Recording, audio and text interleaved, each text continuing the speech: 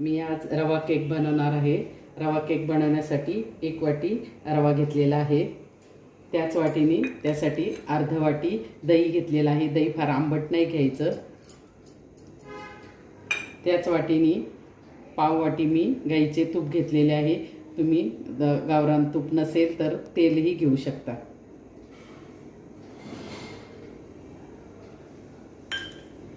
त्यात ज्या वाटीने रवा घेतला त्याच वाटीने मी पाव वाटी दूध घेणार आहे। ज्या वाटीने रवा घेतला त्याच वाटीने पाव वाटी मिल्क पावडर घेतलेली आहे। तुमच्याकडे मिल्क पावडर नसेल तर तुम्ही साई घेऊ शकता। आता ज्या वाटीने रवा घेतला त्याच वाटीने पाव वाटी साखर घेतली। आता हे सगळं मिक्सरला फिरून घेणार। आता आपले मिक्सरला छान फिरून झालेलं आहे। आपलं बॅटर थोडंसं घट्ट वाटतं, त्यामुळे त्याच्यात आपण थोडं दूध टाकणार आहे। दूध थोडंच टाकायचं, पातळ जर झालं तर परत आपल्याला प्रॉब्लेम नको। रवा बारीक झाड त्याच्यावर असतो ना, रवा किती फुगतो। मी मिक्सरला परत थोडंसं दूध टाकून फिरून घेतलेलं आहे। आपलं बॅटर आता छानपैकी तयार झालेलं आहे। घट्ट पण नाही आणि जास्त पातळ पण नाही। आता याच्यामध्ये पाव चमचा आपण सोडा टाकणार आहोत, अर्धा चमचा बेकिंग पावडर आणि परत आपण याला छानपैकी असं मिक्स करून घेऊ। आपलं आता छानपैकी बॅटर केकचं तयार झालेलं आहे।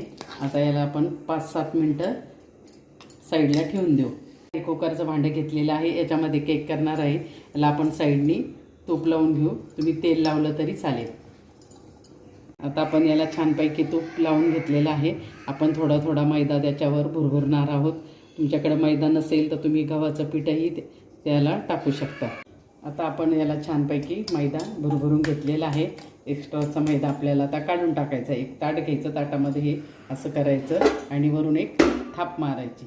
मग जास्तीचा मैदा किंवा गव्हाचं पीठ असेल तर तो निघून जातो। तयार झालेलं बॅटर याच्यामध्ये टाकून घ्यायचं। आपलं छानपैकी बॅटर आता फुगलेलं आहे। 5 मिनिटापूर्वी कढई तापायला ठेवलेली आहे आणि याच्यामध्ये मी कुकरच्या डब्यामध्ये केक लावणार आहे। तो 35 मिनिटं ठेवायचा, कमी गॅसवर। 35 मिनिटं झालेली आहे। आता आपण केकचं झाकण काढत आहोत। आपला केक आता फुगलेला आहे। आपण झाला की नाही तो चेक करू। आपला केक आता झालेला आहे। आता थंड झाल्यानंतर आपण त्याला काढणार आहोत।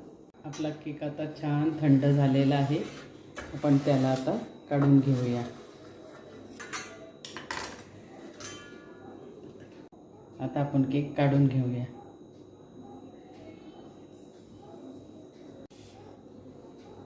त्याला थोडासा ब्राऊनपणा कमी आलेला आहे, कारण मी